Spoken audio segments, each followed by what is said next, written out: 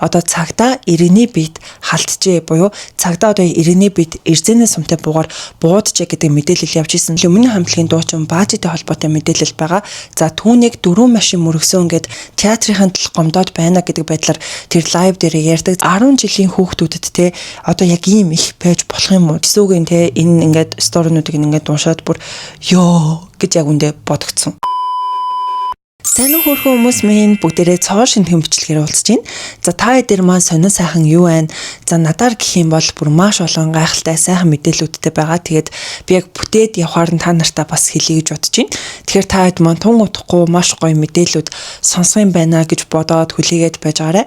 За тэр сайхан мэдээлүүдийн маань нэг нь бол би ийм гоё гэрэлтэй болсон байгаа. Та хэд маань хэрвээ харж ивэл тэгэд энтлийг нөгөө яг ийм хөлөнд тавьсан учраас ингэж гоё харагдаж байгаа байхгүй. Энтлээ болохоор яг нүг илүү хөл байхгүй учраас зүгээр тогтоогоод яг нэг ингээд нэгтэлтэй бөөгнөрөө тийм сонио харагдаад байгаа. Удахгүй эндээ нэг гоё хөл тавьчих юм бол бүр гоё харагдах байх гэж бодож байна. За тэгээд ер нь ийм гоё гэрэлтэй болсон шүү. Таад маань хэрвээ яах юм бол авъя гэж бодох юм бол тийм над руу зүгээр чат чирээ. Тэгээд ерөөсөө одоо юу гэдэг энэ бол реклам биш. Бигээс Amazon-оос захиалж авсан. Тэгээд жижигхэн мөртлөө бүр ийм гоё асдаг заяа. Тэгээд бүр бүх өнгөөр асч болдог юм гоё гэрэлтэй болсон. Тэгээд хэрвээ авъя гэж бодож байгаа юм бол над руу бас чат чээд яг ямар гэрэл юм бэ, ямар брэнд юм бэ гэдгийг асууж болно шүү манайхан. За тэгээд бүгдээрээ одоо яг үндсэн бичлэг рүү оръё. Сүүлүүд яг Монгол улсад тэгээд Монголын сошиал дээр бас яригдж байгаа олон хүмүүсийн анхаарал хандалтыг авж байгаа нэлээд олон сэдвүүд байна. За хамгийн ихэнд яригдах сэдв маань болохоор одоо цагдаа иргэний биед халджээ буюу цагдаа одоо иргэний биед эрзэнэ сумтай буугаар бууджээ гэдэг мэдээлэл явж исэн. За энэ нь яг юу болсон юм бэ гэх юм бол 4 сарын 18-наас 19-ыг одоо шилжих шөнө болсон үйл явдал байгаа байхгүй. За тэгээд яг энэ мэдээлэл сайтууд дээр те Монголын интернет дээр яваад ингээл бөөн ингээд асуудал үүсгээд гэх юм уу те ер нь хүмүүсийн анхаарал хандалтыг аваад явж исэн. За тэгсэн чинь 4 сарын 20-нд одоо яг энэ зөв цэг хэмээн дээр яг тэр одоо цагдаад буудулсан одоо тэр эрзэнэн сумтай буугаар буудулсан иргэн ярилцлаа гэсэн байгаа байхгүй. Ярилцлага нь ингээд эхлэх үед сэтгүүлч ингээд асуудаг байхгүй. Цагдаагийн байгууллагт одоо ингээд бусдын амгалан тайван байдлыг алдагдуулаад байна гэдэг дуудлага ирсэн. Эхнэрээ газар унтал ингээд зодоод байна. Ингээд гэр бүлийн хүчирхийлэл үйлдэж байна гэдэг ийм ингээд дуудлага ирээд тэгээд цагдаагийн албан хаагч очоод эрзэнэн сумтай буугаар ингээд бууцсан гэдэг ийм асуудал гарсан юм байна. Яг ийм зүйл болсон уу? Яг тус тэ үйл явц нь яг юу болсон юм бэ гэд тэр иргэнээс асуусан чинь за тэр залуу яг юу гэж хариулдаг вэ гэхэлэр ингээд гэр бүлийн хүчирхийлэлгээд намайг эхнэрээ зодсон гэдэг юм худлаа мэдээлэл тараад ах юм аа. Надад ерөөсөө тэгсэн зүйл байхгүй. Би бүр юм гэр бүлийн хүчирхийллийг би өөрөө ингэж үзэн яддаг те. Би тийм зүйл ингээд дургуй хүн байхгүй да гэдэг байдлаар бол хариулж эхэлдэг. За тэгэл яг нэг энэ хэрэгэн ингээд 4 сарын 18-наас 19-ний шилжих шөнө бол болсон. Тэгээд тухайн үед бол манай гэрт ингээд гэр бүлийн найз болох те найз маань ингээд их нэртэйгээ ирээд за тэгээд нөгөө Солонгосоос ингээд ирээд удаагүй байсан болохоор ингээд гэртээ дайлж цайлаад нэг иймэрхүү болсон. Тэгээд оройны одоо шөнийн 1 цаг өнгөрч яхад найзаагаа их нэртэй таксинд суулгаж өгөхгүйд би одоо хүүтэйгээ хамт гарсан. Тэгээд хүүтэйгээ хамт гараад явж исэн чинь гинт ингээд 4 цагтаа ирэнгүүтээ бусдын амгалан тайван байдал ингээд алдагдуулаад байна гэд намайг ерөөсөө л ингээд авч явах гэсэн. Ерөөсөө л намайг ингээд эрүүлжүүлэх рүү ингээд авч явах гэсэн гэдэг байдлаар тэр яриагаа өгсөн бэлээ. Манайг энд тийм ахнаад найзаа гаргаж өгöd гадаа гараад ирсэн. Тэгээд одоо орох чинь хувч. Та дуудлагаар ирсэн юм чинь та хилцрүү юмнаа гэл. Ерөөсөө л хүч хэрэглэл авч явах гэсэн, эрүүлжлэх гэсэн. Тэгээд тэрнээс бол маргаа болсон. Тэгэхэд миний нэг 12 настай 13 настай хүүхдэн намайг цуг дагаа гараад ирсэн юм. Тэгэд манай гэрийн гадаа бол тийм одоо арх даарс сэргэлсэн ийм одоо хүмүүс самуу үүсгдэг хүмүүс бол байдаг. Тэгээд тэр хүмүүстэй баг одоо миний ойлгосноор бол тэгж санагцсан л да. Тэр хүмүүстэй андуураад баг ингээд намайг барьж авах гээд ингээд ирүүлжүүлэх рүү авч явах гэдээсэн гэдэг утгаар тэр залуу ярьж байгаа байхгүй.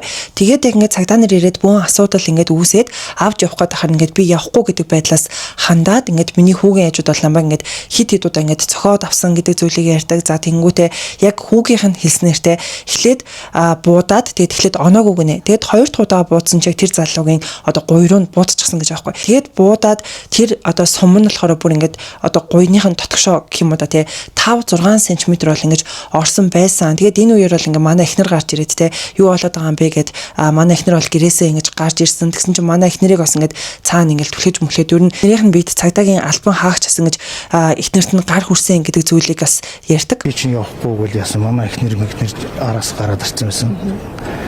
Тэгээ найзаа гаргаж гээд байж. Тэгэл цагдаа нартай л нөгөө хүч хэрэглэхээр манай эхнэр өмөрсөн байхгүй. Намайг тэгсэн жил манай эхнэрийг авч идэл Тэгэл намайг чи 2 3 удаа хавсарч унгаас. Та нар яаж байгаа юм бэ гэл тэгэл хэрүүл маргаан цагдаа нартай үүссэн. Ерөөс асуудал юм. Тэмүүс гэр бүлийн хүчрэлт юм байхгүй. Манай их нэрийг тэнийг цагдаа дээрээс нь гарцсан. Манай их нэрийг алгадчихсан. Тэгээ миний 12 настай хүүхдийн мөртөл шууд хавсарч зүрж аав минь яаж байгаа мөртөл хавсарч юмгаагаад газар нэг баг хүзүүг нь ууллаа шүү дээ. Тэгээд одоо үүнээс болоод тийм манай хүүхд бол маш айцтай болсон. Манай хүүгийн нүдэн дээр намайг ингээд хит ингээд унгаагаад бүр ингээд бууцсан гэдэг зүйлийг бол ярьдаг. Тэгэд яг тэр цагдаагийн бичлэг дээр те энэ бүхэн маш тодорхой харагдаж байгаа, маш тодорхой ингэж байгаа штэ гэдэг байдлаар тайлбарлаж байгаа байхгүй. Тэгэл одоо ямар юм дайнтай улс орн байгаа штэ те ингэж иргэний биед халтна гэдэг чинь яг юу гэсэн үг юм бэ гэх мэтчлээ тэр хүн ингээд ярьж байгаа гэдэг нь бол харагдчихсан. За тэгсэн чинь ингээд сэтгүүлч ингээд асууж байгаа байхгүй. Та одоо те тус ингээд цагдаагийн албан хаагчд ямар нэгэн гомдол гарах уу ингээд цаашдаа ер нь яах вэ гэд асуусан чинь би одоо ингээд яг нөгөө гуйруунд бууцсан гэсэн шүү дээ. Тийм болохоор нь одоо ингээд эмнэлгийн тусламж үйлчилгээ аваад явж байгаа. Тэгээд юуцсан эмчилгээ хийлгчээд дараа нь яах вэ гэдгээ шийднэ гэдэг байдлаар хариулж байгаа гэдэг нь бол харагдчихсан. Уг асуудалд цагдаагийн байгууллагаас ямар одоо тайлбар мэдээллийг хүргүүлсэн бэ гэх юм бол одоо 4 сарын 20-нд зариг цагийн мөндөр орсон нэгэн одоо ярилцлага байгаа хгүй. За тус өдөр энэ цагдаагийн албан хаагч нь одоо телевиз болон сайтуудад уг хэргийн талаар ингээд яриа өгсөн байгаа хгүй. За үүн дээр яг юу гэж ярьсан бэ гэхээр одоо тус өдрөнтэй одоо ингээд гадаа хүмүүс ойрлолтоо амгалан тайван байдал алдагдуулаад байна гэдэг дуудлагын дагуу эхлээд 2 цагтаа оцсон гинэ. 2 цагтаа ингээд оцсон чинь гадаа 4 хүн байсан буюу за тэр 4-ийн 2 нь одоо болох те эхнэр нөхрийн харьцаатай. За нөхөр нь эхнэрээ зодсон газар хэвтүүлсэн одоо байдалтай ингээд байж исэн. За тэгээд цагдаагийн албан хаагч одоо шаардлага тавьсан чинь тэрийг нь эсэргүүцсэн мөн дуудлага өгсөн иргэнийг бас ингээд гарч ирээд ингээд шаардлага тавихад мөн эсэргүүцэж биед нь халтсан гэдэг зүйлийг бол ярьдаг. Гэр бүлийн харьцаатай 2 хүн эхнэрээ зодсон газар хэвтүүлсэн байдалтай байсан. За албаагч очиж шаардлага тавьсан. За 2 албаагч шаардлага тавихад албаагчийн шаардлагыг эсэргүүцсэн. За тухайн дуудлага өгсөн иргэн тухайн байрнаас гарч ирэхэд бас тухайн иргэнийг эсэргүүцсэн бид нь халтсан юм үйлдэл хийсэн учраас тухайн цагдаагийн 2 албаагч үйлдэлээ басан зогсоохыг шаардлага тавихад тухайн иргэн бол үйлдэлээ бол зогсоогоогүй. Иймээс бас дахиж нэмэлт эргүүл дуудсан. Нэмэлт эргүүл ирэхэд цагдаагийн албаагчийн биед бас халтсан юм үйлдэл гаргасан. За ингээд 5 удаа анхааруулж шаардлага тавьсан. Тухайн иргэн үйлдэлээ бол зогсоогоогүй учраас 1 удаа анхааруулж цагдаагийн байгууллагын хууль заасан 51 төр зүйл заасан нэг бүрийн тусгай хэрэгсэл болох эрзээний сумтай ийм буу байдаг нэг бүрийн тусгай хэрэгсэл энэ буугаар 1 удаа тухайн бууг хэрэгэлсэн ийм үйлдэл гарсан. Тэгээд 2 цагтаа мөн нэмэлт хүч дуудаад ингээд 4 цагтаа болсон болов гэж бол би ойлгосон. Ямар ч гэсэн яг тэр мэдээлэл дээр бол те эхлээд 2 цагтаа очсон гэдэг байдлаар ярьжсэн. За тэгээд мөн цагдаагийн албан хаагчдаас хоёрт нь те одоо хөнгөн зэргийн гэх юм уу да гэмтэл учруулсан буюу хууц хундрыг ингээд уурсан нүгүр амыг нь майцсан тийм асуудал бас гаргасан гинэ. За тэгээд мэдээч хэрэг 5 удаа одоо ингээд сануулга хүргээд тэгээд сануулга буюу те тэр шаардлагыг биелүүлэхгүй байсан учраас одоо эрзээний сумтай буугаар бол бууцсан гэж одоо яг энэ тайлбар мэдээлэл дээр ярьдаг байхгүй.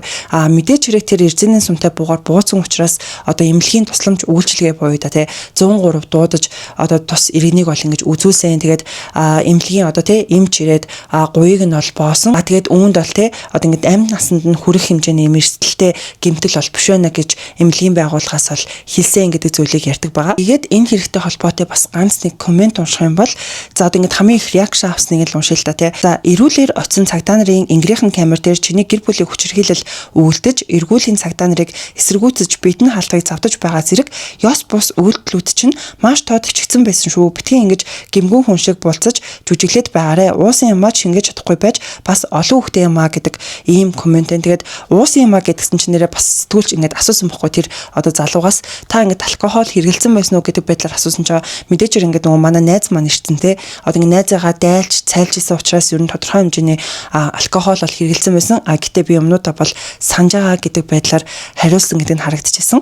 За дараагийн коммент гэх юм бол ууцсан биш тусгай хэрэгсэл хэрэгэлсэн. Тэгээд ч иргэн өөрөөсөө хуулийн мэдлэгтэй бол цэг гингүүтэй юуж болоогүй нөхөр нь зүгээр сохтуу ирэхэд л нөхөр агсан тавьж байна зодод байна мэтийн худлаа хэлж зүгээр эрүүлжүүлэхэд өгөх санаатай дуудлага өгдөг. Ер нь дуудлага өгсөн утгаараа гэмт хэрэг зөвшөөрөл гэр бүлийн хүчирхийлэл гэж цаанаасаа хуваарлагдаж цагдаагийн дуудлага мэдээлэлд ирдэг. Тэгээд цагдаа очингууд зүгээр байсан нөхрүүдийнх нь гинэт цусн хөөж бүх юмдаж ойрлж хашгичж цагдаагийн тавьсан шаардлага биелүүлээгүйгээс болоод цагдаа нэг удаагийн тусгай хэрэгсэл гав борохоо эрдэнэ сүмтэй буу зэрэг ашиглахад хүрдэг. Тэрнээс бол зүгээр байхад айл болгоноор ороод буудад байдаг завтай хүмүүс биш шүү гэдэг байдлаар иймэрхүү одоо комментуудыг хүмүүс бичсэн байна. Тэгээд та хэд маань энэ асуудал дээр яг юу гэж бодож байна? Ялангуяа сошиал дээр одоо тэг явж байгаа мэдээлэл юмнуудыг ингээ харангуут хүмүүс одоо энэ хоёр хүний те одоо үгүй цагдаагийн байгууллагын одоо тэр хүний хэлж байгаа үг за тэнгуүтээ энэ буудуулсан гэд байгаа хүний үг ингээ шал хоёр өөр юм яриад байгаа юм а. Яг хинийхэн зөв юм бэ? Хин нь худлаа яриад байгаа юм бэ гэх мэтчлэн хүмүүс бол ер нь нэлээд тэгэж бол хандаад хэлэлтэй. Тэгээд яг энэ одоо мэдээлэлтэй яг энэ нь үний юм а гэдэг мэдээлэл бас яг байхгүй байгаа. Тэгээд та хэд маань үүн дээр яг юу гэж бодож байна гэдэг манайхан комент зэгт бичээрэй. За тэгээд мөн энэ асуудалтай холбоотой дараагийн яригдах зүйл юу вэ гэх юм бол сэтгүүлч үнэр цэцэгтэй холбоотой байгаа. За үүн дээр сэтгүүлч үнэр цэцэг яг юу гэж бичсэн бэ гэхлээр нэг иргэн цагдаад буудулж гинэ. Надад туслаач гэд олон хэвлэл рүү залгажээ. Очоод мэдээлэх нь хэд бол гэдэг ийм одоо постыг оруулсан байгаа хгүй. За тэгсэн чинь яг үүнийхэн доор бас нэг хүний те оруулсан пост байгаа. За энэ пост нь болохоор эхнэрээ зодсон иргэн удаа дараа иргэний болон цагдаагийн биеийг таалтаж шаардлага биелүүлээгүй учраас өргөн сумтай буугаар бууджээ гэдэг ийм хоёр одоо зүйлийг нь ингээд хамтд нь оруулангуудаа хээ ган ялалт гэдэг хүнийг пост болгоод оруулсан байгаа хгүй. За үүн дээрээ иймэрхүү албаарцсан элтэд цагдаагийн нэр хүнд албаны нэр хүндэд халдсан үйлдэл тараалтад хяналт тавьж хариуцлага тооцдог болгох хэрэгтэй л дээ гэдэг ийм постыг бас ингэж оруулсан байгаа. За тэгэхээр ер нь л яг энэ сэдвийн хүрээндээ ингээд яг барьцтай зүйл байхгүй гэх юм уу та тийм. Ингээд хүмүүс өөрөөр өнцгөр хандж байгаа гэдэг нь бол харагдчихлээ. За одоо бүгдээрээ дараагийн ярих сэдв рүүгээ орцгоё. За энэ сэдвэн Люминий хамтлагийн дуучин баажитай холбоотой мэдээлэл байгаа. За түүнийг 4 машин мөргсөн гэд бас нэг хэсэг ингээл пэйжүүд дээр, сайтууд дээр ингээд ороод явж исэн байхгүй. За энэ нь яг юу болсон юм бэ гэхлээр одоо энэ Real News-ийг миний оруулсан мэдээлэл байгаа хгүй. За тэгээд яг энэ бичлэг нь 496 мянган хүнд бол хүрчихсэн. За баажи болохоор 4 машин мөргсөн тэгээд өгөж өнөөдөр Сүхбаатар дүүргийн 1-р хороо гадаад харилцааны яамны баруун талд 16 цаг 30 минутын үед замын бордюр давж 4 машин мөргсөн зам тээврийн осол гарчээ гэдэг ийм одоо гашгатаар энэ мэдээлэл орсон юм байна. За тэгээд үүн дээр яг юу болсон бэ гэхлээр одоо хэдүүл яг баажигийн хамгийн гол нь өөрийнх нь те ийм тайлбар постыг мэдээж хэрэг унших хэвээр. За үүн дээр болохоор ухаан алдсанд уучлаарай чадлаараа бүх асуудлыг шийдэх болно. Монголчуудад ер нь хүнээл мөнгө үзэж байвал гой байдаг юм байна. Хэвлэл мэдээлэл нь бүр хяналт авах гээд ирж байх шиг. Ойрд толгой өвдөд нэг л болохгүй байсан юм а. Өчтөр шөнө бүр интернет нэмлэгт тархины MRI зураг авахулсан юм л да. Өдөр хоногтойгоо цагтаагаа байгаа. Тэгээд өнөөдөр зүгээр л машин бариад явж байсан чинь одоо 300 м ухаан алдаад унчихжээ. Сэрсэн чинь 4 машин хамчихсан нэг хүн битэж гисэн сэрлэлтэй. Яагаад гэдгээ өөрөө ч ойлгохгүй байна. Мэдээж цагдаагийн бүрэлдэхүүн ирж арх уусан байна уу 10 төрлийн хар тамхи сэтгцэд нөлөөлөх юм хэрэгэлсэн байна уу гэд шинжилгээ аваад бүгд л зүгээр бичгээрээ байна. Би ч энгийн тамхи татаж үзээгүй хүн юу хар тамхи амьдралдаа арх угаагүй хүн гинэ тухайн алдаад ийм л зүйл болчихлоо. Өөрөө ч ойлгохгүй байна. Асуудалтай л болж байгаа юм байна гэж л ойлгох ёстой. Ив эрүүл хүн өөрийнхөө эд хөрөнгөө асуудалд оруулаад хүний эд хөрөнгө эрүүл мэндэд хохирол учруулахгүй шүү дээ гэдэг ийм одоо тайлбар маягтай ийм постыг бол оруулсан байсан. Тэгээд үүнийг нь мөн шүгэлцэг юм дээр ингэж оруулсан байгаа хгүй. За тэгээд яг энэ асуудал дээр те одоо ингээл Люминий хамтлагийн дуучин баажи ингээд машин мөрөглөө гэл ингээл мэдээж хэрэг сайтууд дээр пэйжүүд дээр маш их одоо сэвэгдэж явж исэн баг л та. Тэгээд яг энэ эрүүл мэндийнх нь энэ байдлыг ингээд аваад үзэхээр одоо юу гэмдэ энэ хүнийг бас ингээд нэг талаасаа буруутгах ингээд үнэхээр аргагүй байгаа зү те. Яалтчгүй ингээд те ухаан алдаад ийм зүйл болсон байхад яг зөвхөхгүй гэхдээ буруутгах бас аргагүй юм шиг миний хувьд бол тэгж санагдаж байгаа. Би яг энэ сэдвээр нэг зүйлийг ярихаа мартчихсан байна. За тэрний үг гэхэлэр ингээд баажи өөрөө хэлсэн шүү дээ. Ингээд яг сэтгүүлч сайтууд ингээд хүрээд ирсэн ингээд. За тэгээд яг нэг сэтгүүлч ингээд юм асуугаад ингээд явж исэн чинь баажи ингээд хэлдэг байхгүй. Өдөрт бүр маш олон ийм зам тээврийн одоо ийм хослууд бол болдгоо. Тэгээд та нар тэр болгоныг гарахгүй мөртлөө намайг ингээд те олонний танил учраас л та нар ингэж байгаа штэ гэдэг байдлаар ингээд яриагаа өгсөн боохгүй. Тэгээд та хэд маань үүн дээр бас яг юу гэж бодож байна. Яалтчгүй бас ингээд нэг олонний танил хүний те нэг тийм хэцүү зүйл нь тэр байдаг ч юм шиг те. Гэтэ бас ингээд буруутгаж болохгүй, зөвтгөж болохгүй юм шиг бол надад бол санагдаж байгаа. Тэгээ та хэд маань үүн дээр яг юу гэж бодож байгаа вэ гэдгийг манайхаа комент хэсэгт бичээрэй. За дараагийн яригдах сэдв маань дуучин амархуутай холбоотой мэдээлэл байгаа. За түүнтэй холбоотой ер нь л хэд хэдэн яригдах зүйлүүд гарч ирсэн. За хамгийн эхнийх нь түүний Cool Love одоо дууг 12 жилдээ ингээд зөвшөөрлгүй ашигласан гэдэг байдлаар одоо шүүхэд гомдол гаргасан гэдэг асуудал гарч ирсэн байхгүй. За энэ нь болохоор яг Цахиур цэгийн мэн дээр орсон бөгөөд дуучин амархуу Ариун Зул нарыг Cool Love дууг 12 жил зөвшөөрлгүй ашиглаж ашиг хүрсэн гэж шүүхэд гомдол гаргажээ гэдэг ийм мэдээлэл орсон. Яг энэ мэдээлэл нь ICC-ийн мэн дээр мөн орсон байсан. За уг асуудал яг юу болсон бэ гэсэн чинь эргэн эсн оюуны өмчийн газрын хяналт шалгалтын газарт хандан 2012 онд амархуугийн найз бүсгийн хүсэлтээр гайрын сэдвтэй дууны үг бичиж тус бүтээлийг дуучин амархууд өгсөн. Гэтэл миний зөвшөөрлгүйгээр 13 жилийн турш тасралтгүй ашиглан ашиг хүртэж сануулга анхааруулгыг үйлдэн миний зохиогчийн эрхийг зөрчсөн. Тус үйлдэл нь зохиогчийн эрхийн тухай хуулийг зөрчиж байгаа тул цаашид зохиогчийн зөвшөөрлгүй альва хэлбэрээр ашиглахыг хориглох, мөн учирсан эдийн засгийн хохиролд 35 сая төгрөг гаргуулах, зөвшөөрлийн нөхцөлийг тогтоох хуулийн хариуцлага тооцож өгнө хэмээн одоо өргөдөл гаргасны дагуу 2025 оны 10 дугаар сард зөрчлийг хэрэгнэн зөрчил шалган шийдвэрлэх ажиллагааг явуулж мөн оны 11 дугаар сард шийтгэлийн хуудасаар зохиогчийн эрхийн зөрчил 500 мянган төгрөгөөр торгох шийтгэл ноогдуулсан байна. За тэгсэн чинь амархуу үүнийг нь болохоор одоо няцаасан гэх юм уу да түүгийн хувьд өөрийн эхнэр Ариун Зулын хамт Cool Love дууг 2012 онд дуусан. 13 жилийн хугацаа өнгөрсөн энэ хугацаанд гомдол гаргаагүй. Хэлбэр төлөнд дууны үгийг захиалгаар бичүүлсэн зохиогчийн зөвшөөрлийг авсан. Дууны хаяг амархуу миний бие зохиосон, эстэй хамтарсан уран бүтээлийг гаргасан. Зөрчлийг бүрэн тогтоож ажиллагаа хийгээгүй. Зохиогчийн эрхийн тухай хууль зөрчсөн гэж үзэх үндэслэлгүй хэмээн одоо ингэж буцаан ингэж маргасан гэж аахгүй.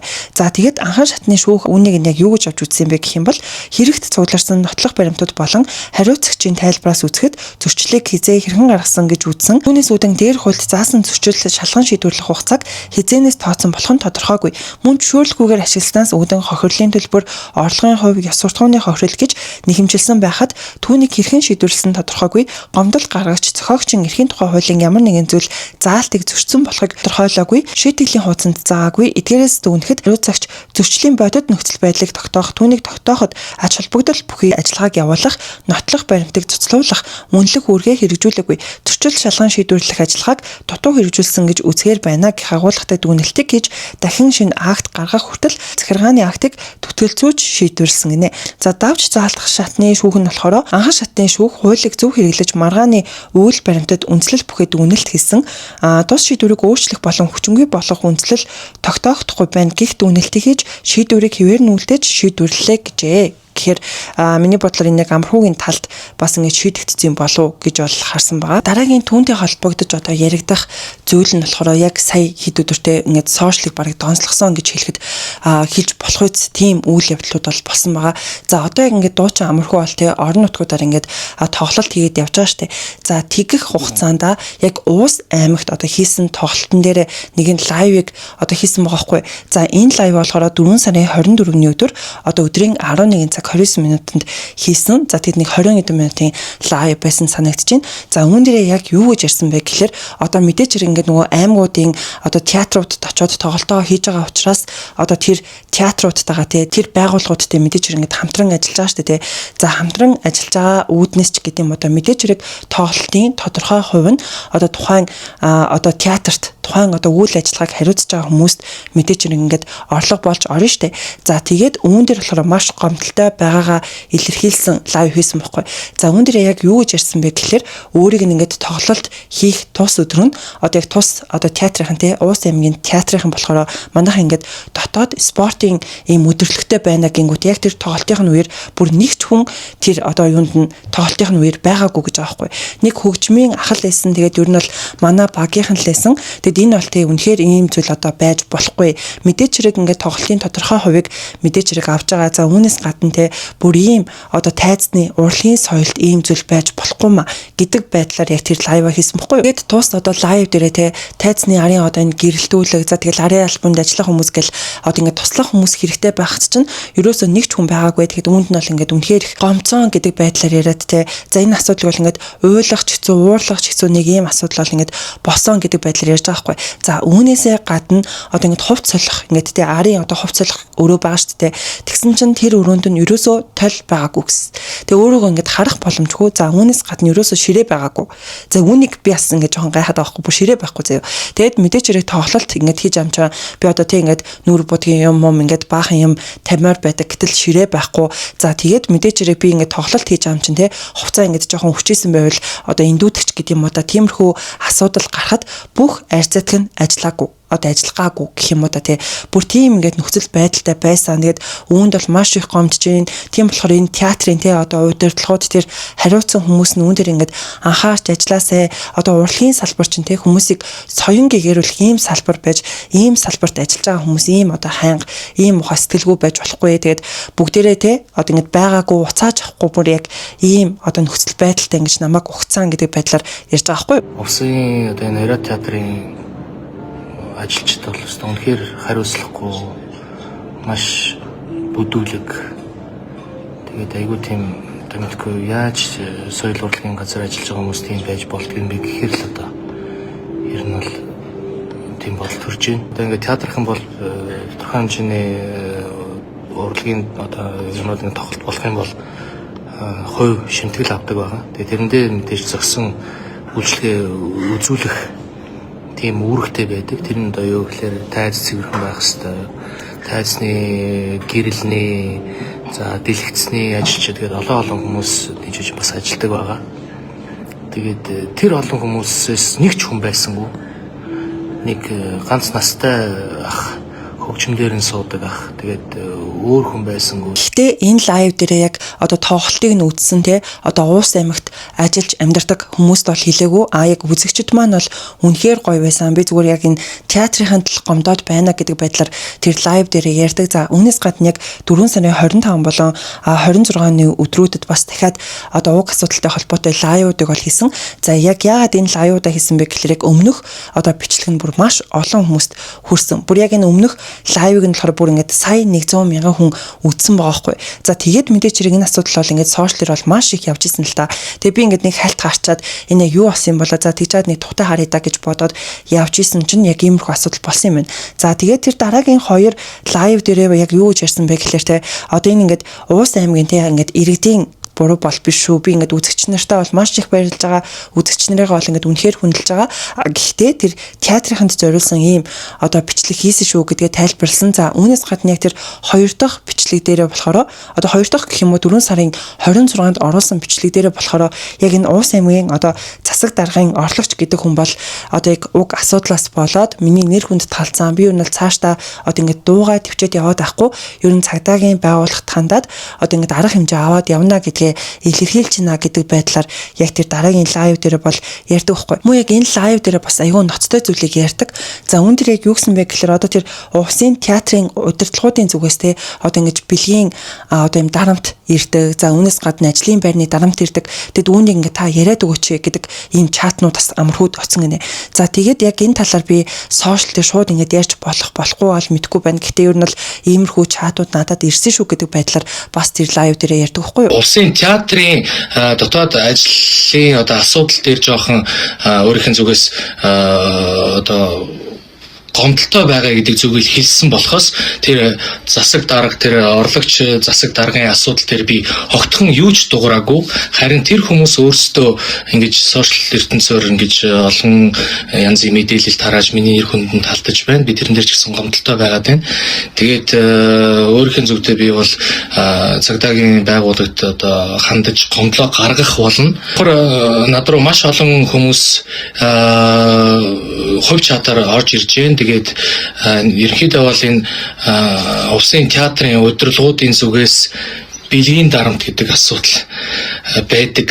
Ажлын дарамт гэж асуудал байдаг гэж тэрэн дээр намайг дуурайд өгөөч гэсэн хүмүүс над руу бичиж जैन. Тэгээд би одоо тэрийг сошиалд ил гаргаж тавих ёстой юм болов уу ёсгүй юм болов уу гэдгийг сайн ойлгохгүй байгаа тань. За тэгээд би яг тэр Уус аймгийн тэр засаг даргын орлогч гэдэг хүн тэ одоо амархууг юугээ бичсэн болоо гэж бодоод за тэрийг нь хайж харлаа. За тэгсэн чинь сурвалж цэгийн мен дээр орсон нэг постэр байгаа хгүй. За үүн дээр болохоор яг энэ анх хоёр гэдэг хүн болохоор арт аймагчинд цаг гаргаж өгсөн театрын удирдлагуудад хариуцлага тооцоолно. Ирээдүгээ бодох ёстой шүү гэд эхлээд нэг пост оруулсан юм байна. За дараагийн нь болохоор арт аймагчин үзээгүй зөвштэй бүр яхаараа цаг гаргаж өгдөг юм.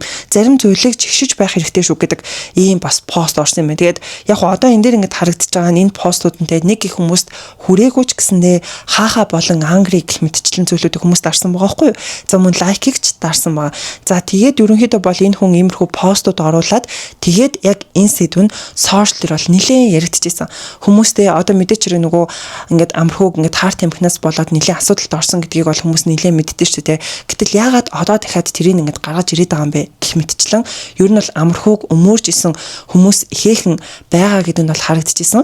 За тэгээд амархуу яг уг асуудалд сүүлд яг юу гэж хандсан бэ гэх юм бол 4 сарын 26-ны одоо өдрийн 12 цагт бас нэг оруулсан пост байгаа байхгүй. За үүн дээрээ болохоор за миний бодол Увсын театрын асуудал ингэж их газар авна гэж огтхонч бодсонгүй. Увсын арт дэргэдэд би талархаж баярлаж хайрлаж явдгаа илэрхийлье. Энэ засаг даргын орлогч анх хоёр гэдэг залууд гомдлоод юунд ч хүрхүтэй гэж бодож байна. Гэтэ цаашаа энэ залуу ахиж битгий юм үйлдэл гаргаасаа гэж хүсэж зөвлөж байна. Хүний мууг үзэх хүнд гай болох хүсэл надад огтхонч байхгүй тул орхиё. Увсын театрын ажилчид илүү соён гэгэрүүлэх, илүү их сэтгэл гаргаж ажиллаарай гэж хүсье. Амжилт хүсье хүндэтгсэн бэ амархуу гэдэг ийм постыг оруулаад тэгээд яг одоо энэ асуудал нь тий одоо ингэж одоо зогссон гэх юм уу да тий гэтээ зогссон гэхээр бас биш одоо энэ ууг асуудал ингэ сошиал дээр олон хүмүүс анхаарал хандлагад бүр ингэ бөө яриа болж байгаа шүү дээ бүр хэдэн өдрийн турш ингээл яг фэйсбુક дээр энэ сэдв бол маш их яригдсан байхгүй за тэгсэн чинь Монгол улсын хүний эрхийн үндэсний хорооноос за одоо ингэ гомдол хяналт шалгалтын хэлцээний дараа Уунбаатар гэдэг хүн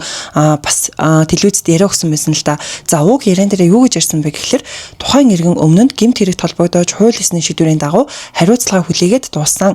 Гэтэл өмнө ял шийтгэл эдэлж байсан гих үндслээр урлаг уран сайхны үйл ажиллагааг явуулахад нь саад учруулах, хориглох нь хүний эрхийн зөрчил юм а. Тиймээс комиссийн гишүүний шаардлага хүргүүлнэ гэдэг байдлаар яг нэг юм яриа өгсөн байгаа байхгүй юу? Сүүлчээнд одоо өнгөрсөн амралтын өдрүүдэд одоо Увс аймгийн засаг даргын орлогч анх хоёрын зүгээс дуучин амархуутай холбогдуулан одоо удаа дараа одоо пост хийж одоо үзэлтэй илэрхийлсэн. За энэ нь өөрөө хүний эрхийн зөрчлийг агуулж байна гэж хүний эрхийн үндэсний комиссийн зүгээс үзээд шаардлага ажиллагааг шуурхай эхлүүлээд явж байна. За нэгдүгээрт нь хэдийгээр тухайн иргэн гэмт хэрэг зөрчилд холбогдоод одоо холбогдох одоо хууль ёсны шийдвэрийн дагуу хариуцлага хүлээгээд дууссан. За ийм хугацаанд одоо үргэлжлүүлэн тухайн хүнийг одоо нийгмийн зүгээс ялгуурлан гадуурхах, ял эдэлж байсан гэдэг үндслэлээр альва одоо урлаг уран сайхны үйл ажиллагаа явуулахад нь одоо хориглох, саад учруулах энэ үйл ажиллагаа нь өөрөө хүний эрхийн зөрчлийг агуулж байна гэж үзэж байгаа. Тэгэд уг яриан дээрээ те одоо бид нар бол яг тухайн одоо засаг даргын орлогчд бол ийм хариуцлага тооцох эрх бол биднэрт байхгүй. А тэр хүнд хэн хариуцлага тооцох вэ гэхэлэр яг Увс аймгийн засаг дарга нь өөрөө хариуцлага ингээд тооцох юм а. Гэтэ бид нар бол те яг ийм юм боллоо, ингэсэн тэгсэн гэдэг шаардлага бол ингээд тавина гэдэг байдлаар тэр яриан дээрээ ярьж байгаа байхгүй юу. За одоо бүгдээрээ дараагийн ярих сэдв рүү орж ийн. За энэ сэдв нь миний дагдаг одоо үзэх дуртай маш хоёр хөрхөн хос буюу яг 9 төвшөө хоёртой холбоотой мэдээлэл байгаа. Гэтэ би яг энэ мэдээллийг 9-гийн одоо өөрийнх нь Instagram story-ноос л харсан байхгүй. За тэгээд бас яг миний нэг дагдаг Instagram хаягийн постуудтай яг энэ сэдв нь холбогдож гарч ирж байгаа юм байл л дээ. За тэгээд та нартай яг ингээд өөрийнхөө харсан зүйлүүдийг эхнээс нь одоо тайлбарлаж өгье гэж бодож байна. За хамгийн эхлээд ярихад болохоор миний нэг юм Instagram дээр даадаг бас яг Монголын юм хов живтэй ямар нэг юм сонин сайхны талаар ингэж мэдээлэл оруулдаг нэг юм хаяг байдаг байхгүй. За энэ хаягтай маань ингээд коллаб хийгээд нэг шинэ хаяг гарч ирсэн. За энэ шинэ хаяг нь болохоор Blind Items Mongolia гэдэг нэртэй энэ Instagram хаяг байгаа. За тэгээд би энэ хоёрын энэ одоо оруулж байгаа постуудыг ингээ харангуйтаа бас ингэж тэ пост оруулж байгаа юм уу бүр ийм юм ингэж оруулдаг бос юм уу одоо гэх юм уу да тий ер нь жоохон гайхаад ингэж бол хүлээж авсан. За тэгээд надад их харагдчихсан нь болохоор миний яг дагдаг хаягтай коллаб хийсэн яг 5 пост надад харагдчихсан байхгүй.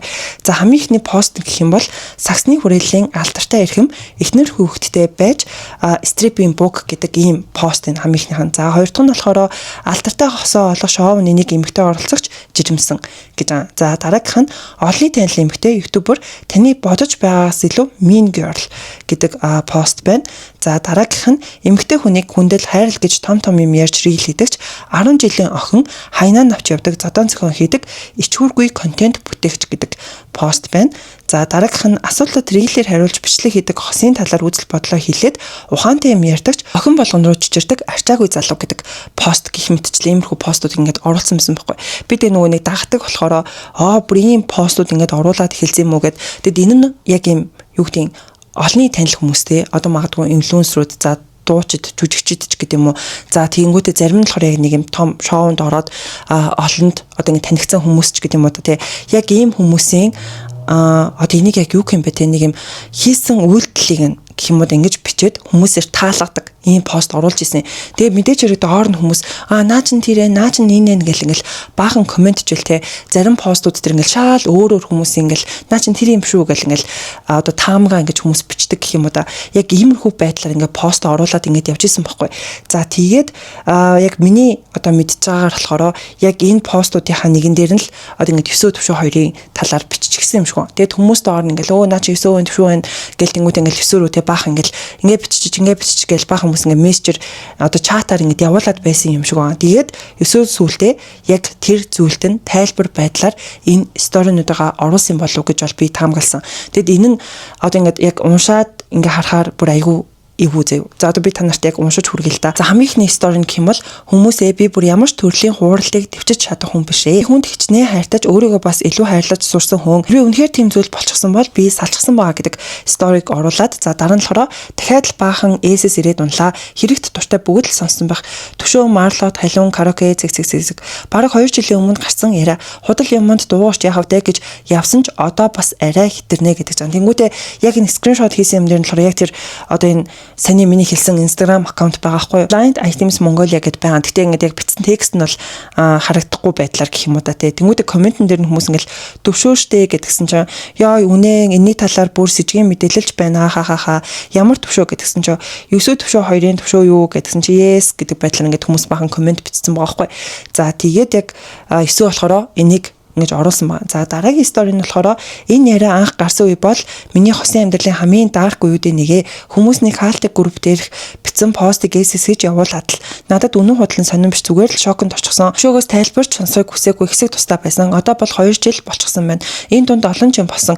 Товчондоо бол тэр группт анх пост бичиж энэ яриаг гаргасан 2 хүний нэгийг нь олж уулзаад нөгөөт нь уцаар холбогдсон байдаг юм а. Энэ миний ажилдаг караоке би харсан гэж байсан бол олж уулзтал би биш манай найз байсан ямаа босон. Нөгөөх нь худлаа ярьснаа зөвшөөрч цагтаа сэргийлэх гэхгүй шийдийгээд уйлаад ингээд гуйсан байдгаа гэж аахгүй. Тэгэхээр ер нь бол энэ яриа тий зүгээр л нэг юм худлаа яриа ингээд таарсан байгаа хгүй тий. Надад л энэ гэхдээ бүр үнэхээр амар санагдсан. За дараагийн стори нь шууд надад хичнээн ч удаа энэ худлаа гэж хэлсэн ч хизэж байхгүй бичлэг яаж хүн үзэх юм бэ гэж тайлбарлсан ч би зүгээр болж чадахгүй байсан. Төвчөндөө бол огт танихгүй хүмүүсийн өвөнд төвшөөгөөс илүү итгэж байгаа юм л та гэдэг жаа. За тэгээд дараагийн стори нь болохоор за тэгээд энэ хэцүү байдлаас гарч чадсан үе маань бол халуун руу өөр холбоотой гэж бодсон үе. Одоо ажиглаж байвал энэ яриа бүр марлоод болчихсон л бичигдэж яваа. Бүр 9-гийн ажлын газрын охин болчихсон яваа инээдтэй. Хов ер нь иймэрхүүл байдаг да. Халуун руу бичиж ийм яриа гарсныг ч мдээгүй гэдгээ хэлсэн. Бид хоёр урт уртын бичсэн ч энэ хэсгийг харахад ер нь ойлгомжтой болж байгаа байхаа гэдэнгүүтээ яг ингээд халуунтай те ингээд одоо бичсэн чата ингээд оруулсан байхгүй. За хүн дээрээ болохоор учир нь чамайг намайг ойлгоно гэж итгэсэн юм шүү. Өдийг хүртэл хүүхдтэй болё гэд шийдэж чадахгүй шалтгаануудын нэг нь энэ яриа бас надад баггүй нөлөөлтгөө. 90 хонд бэбитэй болъё гэсэн одоо төлөвлөгөөтэй байна. Тэгэхээр намайг танихгүй ч гэсэн эмэгтэй хүн гэдэг талаас минь ойлгоод үнийг хэлээд өгөөч please гэдэг ч. Тэгэд яг юу болсон юм бэ? Би тэр инглигээд энэ инглигээд өсчээд савчаад байх хүн бишээ. Ямар ч тийм сонирхол алгаа надад зүгээр одоо итгэлтэйгээр амьдралаа төлөвлөх нь л одоо нэг номерт байна. Үнэхээр ямар нэг юм болсон бол би чимээгүйхэн өөрийнхөө амьдралыг бодмоор байна please яг юу болсон юм бэ гэдэг байдлаар ингээд яасан байгаа хгүй юу? Асуусан чат нь гэх юм уу. За тэгээд дараагийнх нь стори болохоор би ингээтэл шалтаа буусан нь энэ л дээ. Төсөөлөд үзтээ хамгийн хайртай итгэдэг хүн чинь би тэгээгүй гэж тайлбарлаад уйлаад туйлдаад байдаг. Тим яриа гараад байдаг. Цэг гэд тэгж байгаа. Ингээд бодохоор нэрээ бүр бүр амар байгаа тий. Би бүр ингэж төсөөлөхөөс яг үндэ бүр ингэж айсан шүү дээ. Энийг ингэж уншаад. За тэгээд дараагийнх нь болохоор энүүгээрээ би хэнийг ч надад эсвэл төвшөөд итгэх гэж байгаа юм бишээ. Итгэх албагүй. Хүмүүсийн юу гэхийг одоо контролдож чадахгүйгээс хойш хэлэх гэсэн юмд би өөрөө харсан тэгсэн ингэсэн гэсэн худлаа ярианы чинь ард хүний амьдрал сэтгэл зүй явж байдаг шүү. Бидний аав ээж агш нар хараад шаналж байдаг шүү. Бүр сүүлдээ энэ хоёр влог бичлэг хийх гэж хамт байдаг юм бэлээ эдэр. Хайрын амьдрал байгаа да би хизээш төвшөөд өөрт хамт байна мэн гэдэггүй. Төвшөөч бас салчиж магадгүй тэглээгээд хөнгөн ханддаггүй. Хамгийн ихээр хайрлаж, хамгийн ихээр хүндэлж, хамгийн ихээр ойлгохыг хичээдэг. Одоогоор бол хүүхэд төлөвлөж байгаа жирийн л хосууд гэдэг. Одоо иймэрхүү сторинууд ингэж оруулсан байхгүй. Тэгээд хамгийн сүүлд оруулсан сторин болохоор тэр тэгжээ, энэ ингэжээ гэдэг тэнгууд нэг юм дэлхийн нэг юм сториг бас оруулсан байсан. Four walls, low light, glow from the screen. Lo-fi, kick drum, keeping everything clean. Messages ping, but I don't dive in. Let the chat wait, let the beat begin. Brain on pause while the rhythm runs. Soft hi-hats drown 1,000 pings and dings. Door like a shield, headphones like a dome. 3 small minutes this. Яг энэ кейс урд нь яг Ананд Боёна хоёрын одоо жишээн дээр бас болж исэн шүү дээ. Би яг тэр талаар бас нэг бичлэг хийгээд ярьжсэн. За тэгээд зүгээр яг би болохоор 9-гийн энэ ингээд сторинуудыг ингээд уншаад бүр ёо гэж яг үндэ бодогдсон. Тэгээд зүр ингээд өөр төрөй бодож байгаа хгүй те хэрвээ ингээд манай нөхөр битэр ингээд байгаа штэ тэгэнгүүт хин нэгэнтэй танаа нөхөр чинь гэсэн гээд надад тэгж хэлэх юм бол надад бүр амар хэцүү байх байхаа би басан гэдэг шок нураад бүр ингээд яах вэ гэдэг дээрээ баг гацах бах. Тэгээд зүр төсөөлж бодхоос бүр ингээд амар санагч байгаа хгүй юу. Та хэд маань үүн дээр яг юу гэж бодож чинь.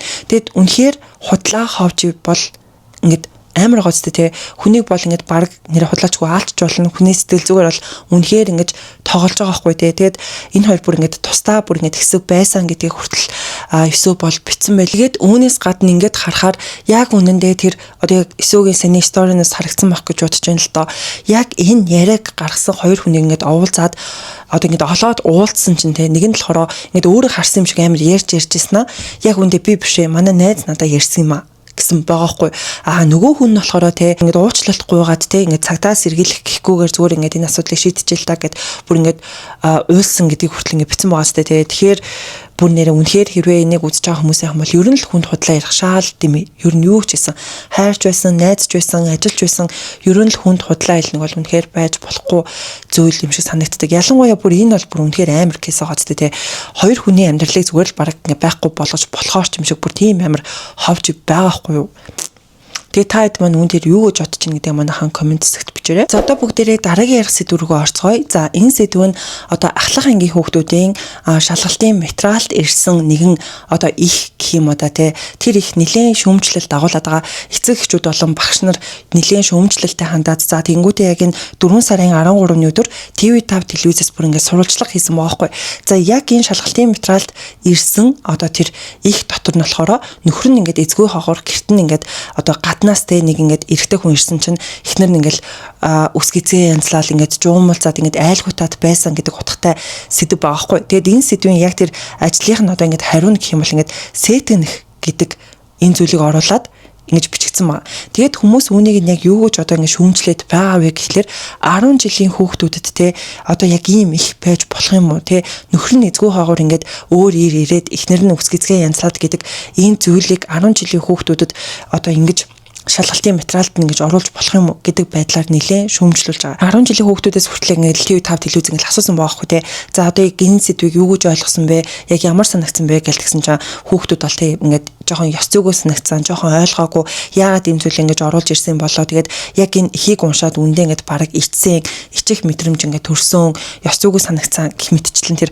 хүүхдүүд хариулж байгаа гэдэг нь бол харагдчихсан. Гэрээ эзнийг байхгүй байхад ингээд нөгөө өөр айлын хүн ингээд ирээд тэг ихнэр нь хүртэл ингээд нөгөө нэг гэрээсээ гарч ирэхдээ үсгэцгээ янзлаад дэлээ ингээд янзлаад гэдэг нь бас жоохон сонир санагдсан. Тэр ихийн хувьд жоохон ичвэрч юм шиг жоохон эвгүй хэсэг байсан л та. Гэтэн гарч ирээд унж муунахтаа нэг юм цагаан гуяа гаргалаач үлээ жоохон тийм юм гарсан. Тэгээд уншаад агуулгын жоохон ёс бус тал руу байсан. Амартэйч ханд маань хүртэл нэлээд хандтай л байгаадсан. Тэгээд яг одоо жишээлбэл энэ Facebook дээр Монголын багш нарын үйлдвэрчний эвлэлийн холбоо гэдэг одоо энэ хуудаснаа нэг пост орсон байгаа хгүй. За энд болохоор жирийн багшийн сэтгэл гэдэнгүүтээ энэс илүү эмгэнэл гэж хаанч байхгүй шүү. Ёстой хэлэх мууч үг олдохгүй юм. Үүнээс өөр сэдв олдохгүй байгаа мó боловсролын яам гэдэнгүүт ингээд меншн хийсэн байгаа хгүй. За тэгээд боловсролын үнэлгээний төвийнхөн 12 дугаар ангийн монгол хэл бичгийн шалгалтанд ирсэн их болбоос туурын мал тууж оцсон доног эзгүүлчилж эхнэрийг нь эзэгнэхээр явж байгаа төгжав гэдэг хүний тухай юмдгуудаа үүнээс өөр хүүхдийн нас бие сэтгэхгүй онцлогт тохирсон их олцсонгүй юу. Боловсролын үнэлгээний төвийнхөнд гүн эмгэнэл илэрхийлье гэдэг заахгүй. За тэгээд яг энэ одоо юунд нь одоо энэ ихийнхэн талаар ингээд хальт ингээд оруулсан юм шиг байна. Энэ нэг хэсэг дээр нь. За хүнд өдөржин хамт архицсан нөхдөөсөө төгжав гинэт салж туурын морд тууж оцсон онох өөд ярилцуулахад ухаа зайд морин оройн наранд гал адил цоролцож байна. Тэнцэн ташуураараа төгжав нохооны сарсан хамран дээр нь дэлсмээр хорхойцсон боловч зорьсон хэрэгэ бодож бие барив.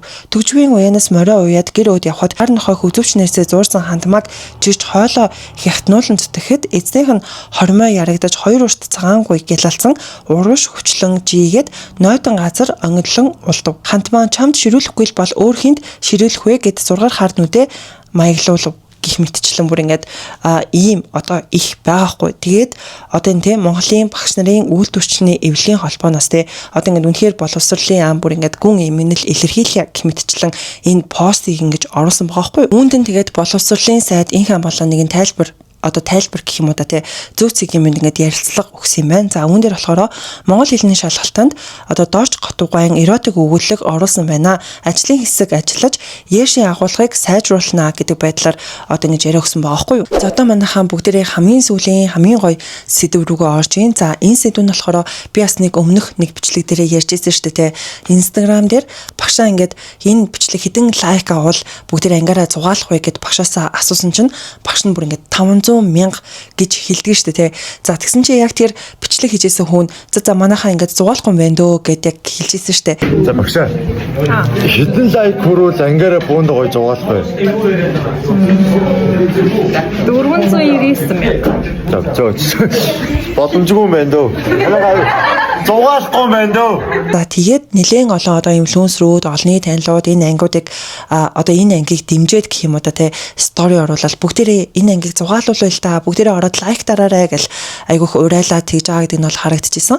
Тэгэд маш олон брэндүүд те хэрвээ энэ анги одоо ингээд 500,000 лайк авчих юм бол манайх ингээд ангийн бүх хүүхдүүдэд одоо ийм юм өгнө, тийм юм өгнө гэдэг байдлаар ингээд бас ингээд брэндүүд гарч ирсэн. За үүнээс гадна баяраа шоу мэн болохоор хэрвээ энэ анги 500,000 лайк авах юм бол би ингээд зугаалгахын зардлыг одоо ингээд даая гэж одоо бас хэлжсэн шүү дээ. Би бас яг нэг өмнөх бичлэг дээр ярьжсэн. Тэгээд одоо яг энэ ангиас улбаалаад маш олон хүүхдүүдтэй аав ээжээсээ ч тэр багшаасаач тэр багшаа энэ одоо бичлэг хэдэн лайк хүрвэл бүгдээрээ ингэх вэ гэл те эсвэл аав ээжтэй аав одоо ингээд энэ бичлэг хэдэн лайк хүрвэл ингээд та надаа тийм авч өгөх вэ гэх мэтчлэн бүр ингээд тренд болоод явсан штэ. Монголын сошиал дээр бол яг иймэрхүү бичлэг одоо энэ ангиас улбаалаад маш олон бичлэгүүд бол явж исэн. За тэгсэн чинь бүр хамгийн гайхалтай нь энэ ангийн тэр бичлэг нь 500,000 лайк хүрсэн гэж боддог манайхаа. Бүр энэ үнэхээр амар аазтай те. Тэгэд энэ бол Facebook дээр биш, Instagram дээр. За тэгэнгүүтээ бүр 500,000 үзэлт биш, бүр 500,000 лайкийг авч чадсан байна. Үнэхээр гайхалтай аазтай бүгдээрээ энэ ангид баяр хүргэцгээе.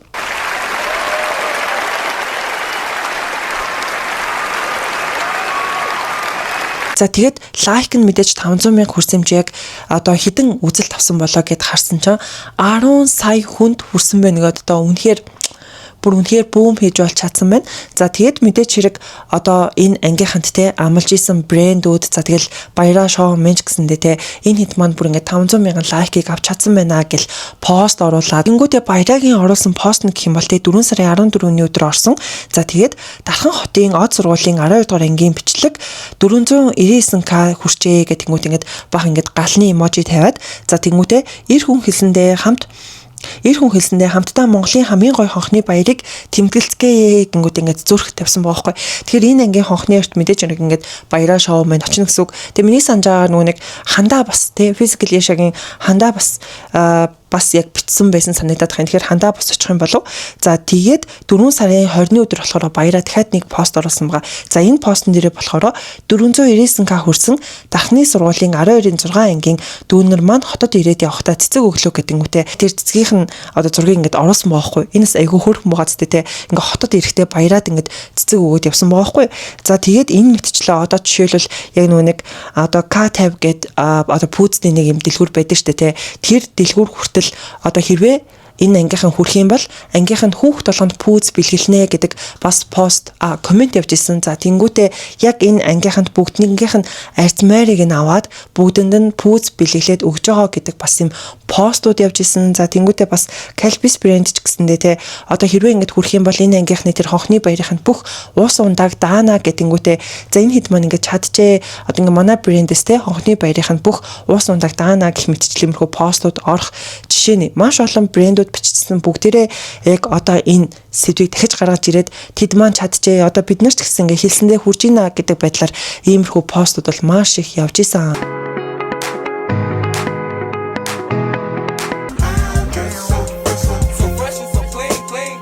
Студиэс та бүхэн шууд хурч байна. За яг одоо манай студийг дархны 12-ийн 6-гийн хүүхдүүд маань дүүрэгцэн байна. Түүнээс өмнө юу болсыг одоо та бүхэн ихлэ харуулъя. Энэ бол бүр үнэхээр гайхалтай гац тэ.